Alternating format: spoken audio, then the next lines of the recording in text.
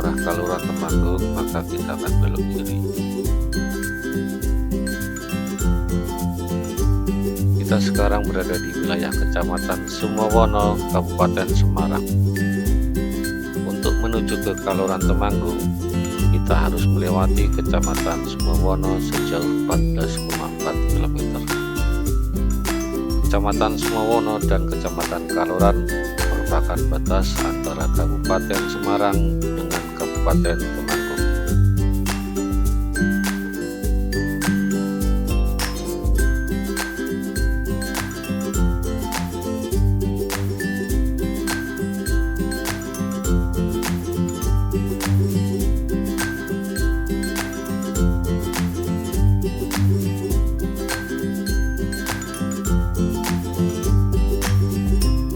Sebelah kanan setelah SPBU Sumowono, kita akan melewati alun-alun Sumowono. Terdapat logo kopi dan lebah di atas tulisan alun-alun Sumowono. Hal tersebut menceritakan tentang filosofi tempat berkumpulnya masyarakat Sumowono dan pedagang-pedagang kaki lima maupun angkringan penjual kopi dalam melakukan aktivitas. Dari olahraga sampai kongko atau nongkrong sambil minum kopi.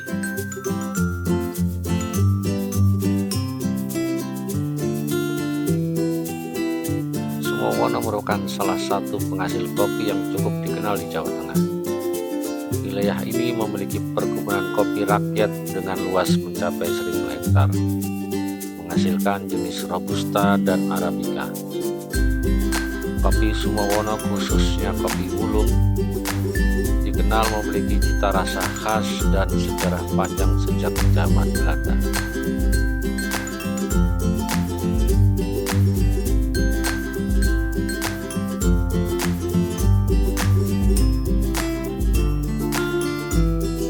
Sumowono memiliki sejarah panjang yang erat dengan masa kolonial Belanda, ditandai dengan berdirinya Barak Bantir atau bekas markas kavaleri Kenil. Wilayah ini awalnya merupakan hutan belantara yang mulai dibuka oleh murid Kyai Mojo dan berkembang menjadi pusat perkebunan kopi Liberika pada 1904 oleh Graswald.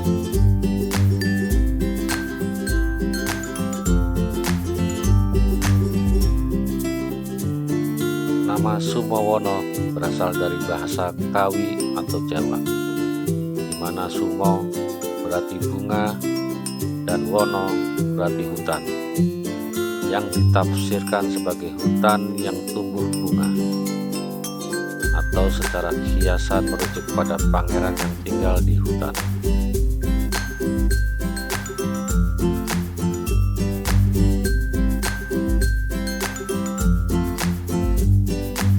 Belanda memanfaatkan wilayah strategis di lereng Gunung Ungaran ini. Graswald mendirikan perkebunan kopi di Gambang Waluh pada 1904 untuk membiayai panti asuhan.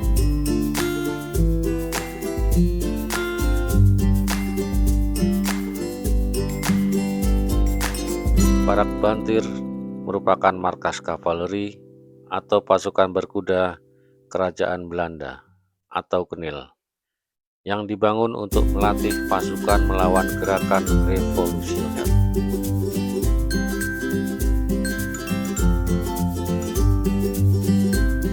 Setelah tahun 1942, barak ini diambil alih oleh Jepang, dijadikan kamp interniran atau penawanan warga sipil Belanda, dan kini menjadi milik Kodam 4 Diponegoro.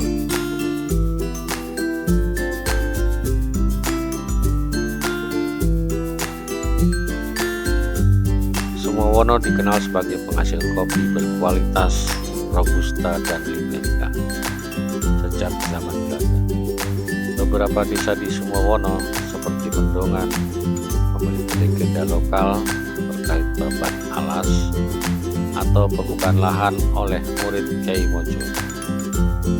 Saat ini Sumowono berkembang sebagai wilayah pertanian, perkebunan kopi, dan daerah wisata pegunungan yang sejuk di Kabupaten Semarang.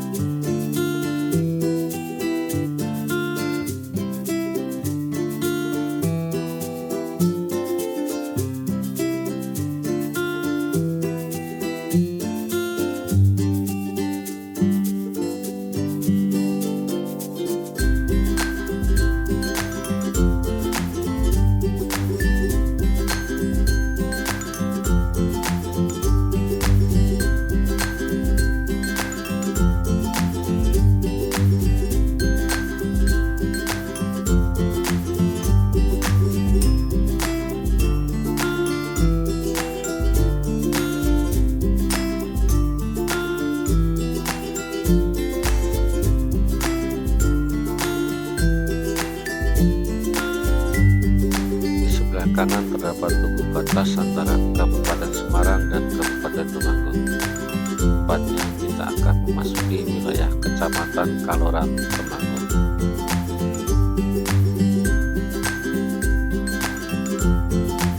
Kaloran Temanggung memiliki sejarah panjang, bermula dari masa kerajaan Hindu hingga menjadi basis penyebaran agama Buddha.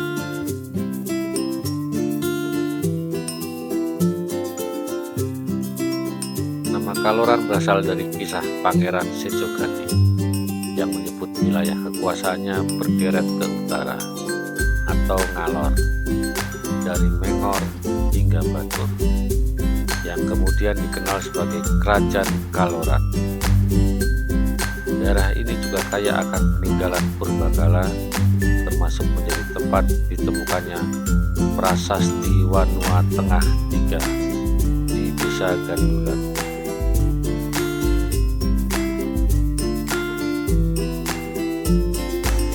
Peninggalan kuno di wilayah Kaloran, khususnya Desa Tigowanu, memiliki jejak sejarah panjang yang mencakup peninggalan peradaban Hindu seperti Yoni, Punden Berundak, dan prasasti Sapi Gemarang.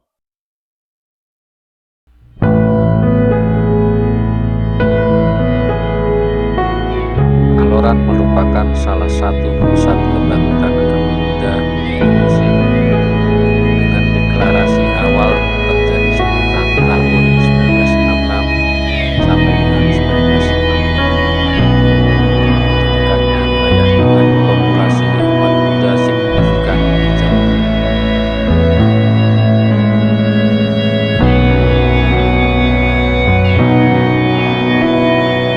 Kaloran dikenal dengan toleransi beragama yang kuat, di mana masyarakat Muslim dan Buddha akan saling membantu dalam perayaan hari besar agama.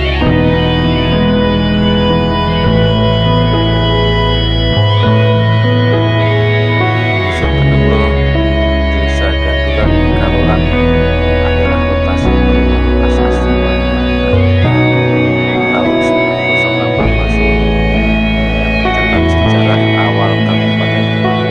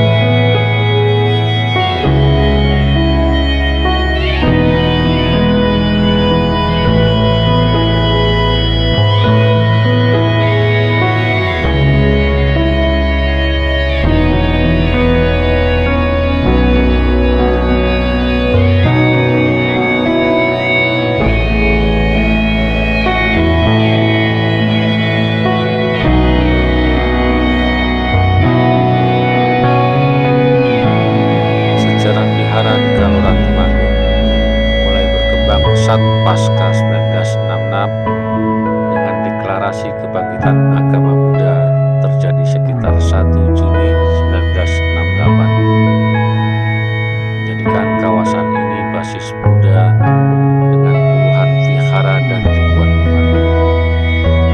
Awalnya ibadah dilakukan di rumah-rumah, lalu berkembang menjadi bangunan permanen seperti vihara Dhamma Sarana tahun 1968 di Desa Kengas. Setelah 1966, Kalora menjadi basis utama perkembangan agama Buddha di Indonesia. Kebangkitan ini ditandai dengan pendaftaran massal di mana sekitar 1.500 orang mendaftar saat pertama kali agama Buddha ditebar. Perkembangan vihara awal seperti Dhamma Sarana didirikan dengan material sederhana seperti bambu dan tanah pada 1972, lalu direnovasi menjadi bata pada 1982. Saat ini terdapat sekitar 46 vihara di Kecamatan Kalora. Tokoh penting agama Buddha di Kalora memiliki besar penyuluhan pembinaan biksu, salah satunya Dhammakaro, dan sejarah mencatat nama seperti Pak Budo di Meranggen, lahir 1969,